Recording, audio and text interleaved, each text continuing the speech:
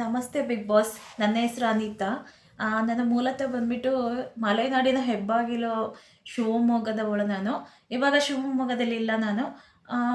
ಕತ್ರಿಗುಪ್ಪೆ ಅಂತ ಬೆಂಗಳೂರಲ್ಲಿ, ಕತ್ರಿಗುಪ್ಪೆ ಅಂತ ಹೇಳಿ ಜನತಾ ಬಜಾರ್ ಅಂತ ಒಂದು ಏರಿಯಾದಲ್ಲಿ ನಾನು ಹೋಮ್ ನರ್ಸಾಗಿ ವರ್ಕ್ ಮಾಡ್ತಿದ್ದೀನಿ. 24 ಅವರ್ಸ್ ಇಲ್ಲೇ ಇರೋದು. ಈ 24 ಅವರ್ಸ್ ಇಲ್ಲೇ ವರ್ಕ್ ಮಾಡೋದ್ರಿಂದ ನಾನು ಬಿಗ್ ಬಾಸಿಗೆ ಬರಬೇಕಂತ ನನ್ಗೆ ತುಂಬ ಕನಸಿದೆ. ನನಗೆ ಬರಬೇಕು ಅಂತ ತುಂಬ ಆಸೆ, ತುಂಬ ದಿನಗಳಿಂದ ಆಸೆ ಇತ್ತು.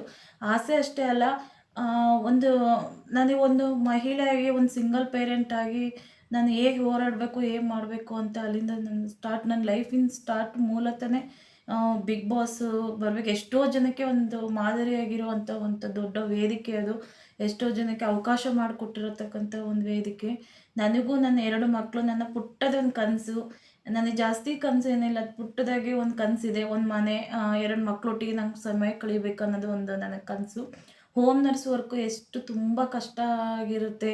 24 ಅವರ್ಸು ಮಕ್ಳನ್ನ ಬಿಟ್ಟು ಬಂದು ಬೇರೆ ಊರಲ್ಲಿ ಬಂದು, ಊರಿಂದ ಊರಿಗೆ ಬಂದು ಬೇರೆ ಊರಲ್ಲಿ ಬಂದು ನಾವು ಇರೋದಂದ್ರೆ ಎಷ್ಟು ಕಷ್ಟ. ಮತ್ತು ನನ್ನ ಲೈಫ್ ಜರ್ನಿನೂ ಸಾಮಾನ್ಯವಾಗಿಲ್ಲ.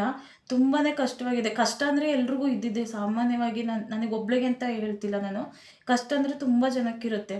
ಆದರೆ ಆ ಕಷ್ಟನ ಮೆಟ್ಟಿ ನಿಂತು ನಾನು ಹೇಗೆ ಬದುಕ್ತಿದ್ದೀನಿ, ನಾನು ಹೇಗೆ ಈ ಸೊಸೈಟಿಯಲ್ಲಿ ಫೇಸ್ ಮಾಡ್ತಿದ್ದೀನಿ ಅನ್ನೋದ್ರ ಬಗ್ಗೆನೇ ನನಗೆ ಒಂದು ಸಮಾಜಕ್ಕೆ ತಿಳಿಸ್ಕೊಡ್ಬೇಕು. ಎಲ್ಲ ಹೆಣ್ಮಕ್ಳಿಗೂ ನಾನು ತಿಳಿಸ್ಕೊಡ್ಬೇಕು ಅನ್ನೋದೇ ನನ್ನ ಉದ್ದೇಶ. ನನ್ನ ಲೈಫು, ನನ್ನ ಮಕ್ಕಳು ಅಲ್ಲಿ ಬಂದರೆ ನನ್ನ ಮಕ್ಳಿಗೊಂದು ಲೈಫ್ ಸಿಗುತ್ತೆ ಅನ್ನೋದೊಂದು, ನನ್ನ ಮಕ್ಳಿಗೊಂದು ಭವಿಷ್ಯವನ್ನು ಕಟ್ಕೊಡ್ಬೋದು ಆ ವೇದಿಕೆ ಮೇಲೆ ಬಂದರೆ ಅಂತಂದು ನಾನು ಆಸೆ ಇಟ್ಕೊಂಡಿದ್ದೀನಿ. ನನಗೆ ಬಿಗ್ ಬಾಸ್ ಅವಕಾಶನೂ ಕೊಡ್ತಾರೆ ಅಂತ ನಾನು ಅಂದ್ಕೊಂಡಿದ್ದೀನಿ. ನನಗೆ ಅವಕಾಶ ಮಾಡಿಕೊಡ್ತಾರೆ ಅಂತಂದು ಆಸೆಯನ್ನು ಇಟ್ಕೊಂಡಿದ್ದೀನಿ. ಮತ್ತು ನನ್ನ ಲೈಫ್ ಜರ್ನಿಯಲ್ಲಿ ತುಂಬ ಅಂದರೆ ಎಷ್ಟು ಸಿಂಗಲಾಗಿ ಹೋರಾಡೋದು. ನಾನು ಇಲ್ಲಿ ಬೆಂಗಳೂರಿಗೆ ಬಂದಾಗೆ ₹1 ಇರಲಿಲ್ಲ ನನ್ನ ಹತ್ರ. ₹1 ಇರಲಿಲ್ಲ. ನಾನು ಅಲ್ಲಿಂದ ಬಂದು ನಾನು ಬೆಂಗಳೂರಲ್ಲಿ ಇಳಿದಾಗೆ, ಮೆಜೆಸ್ಟಿಕ್ಕಿಗೆ ಬಂದು ಇಳಿದಾಗೆ ನನಗೆ ಏಜೆನ್ಸಿ ಮೂಲಕ ನಾನು ಬಂದು ಹೋಮ್ ನರ್ಸಾಗಿ ಸೇರಿಕೊಂಡಿದ್ದು. ನನ್ನ ಹತ್ರ ಬಂದಾಗ ಆವಾಗ ಎಷ್ಟು ಏನು ಮಾಡಬೇಕು, ಏನು ಬಿಡಬೇಕು ಅಂತ ಗೊತ್ತಾಗಲಿಲ್ಲ. ನನ್ನ ಫ್ರೆಂಡ್ ಹತ್ರ ನಾನು ಕೇಳಿದೆ. ಒಂದು ₹500 ಕೇಳಿದೆ ನಾನು. ₹500 ಇದ್ದರೆ ಹಾಕು ಅಂತ.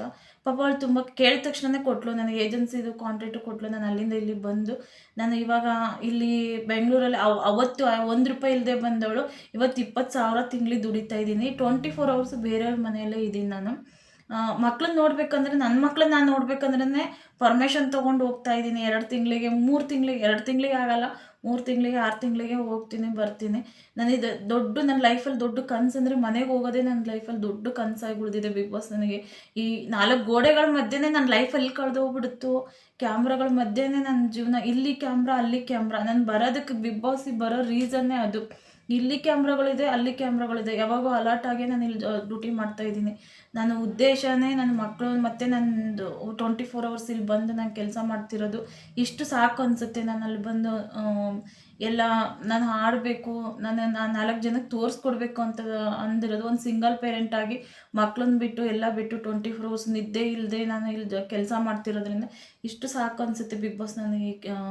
ಜನಕ್ಕೆಲ್ಲ ತೋರಿಸ್ಕೊಡೋಕ್ಕೆ, ಪ್ರೂವ್ ಮಾಡೋಕ್ಕೆ ನನಗೊಂದು ಅವಕಾಶ ಮಾಡಿಕೊಟ್ರೆ ದಯವಿಟ್ಟು ನಾನು ಏನು ಅಂತ ನಾನು ತೋರಿಸ್ಕೊಡ್ತೀನಿ ಬಿಗ್ ಬಾಸ್.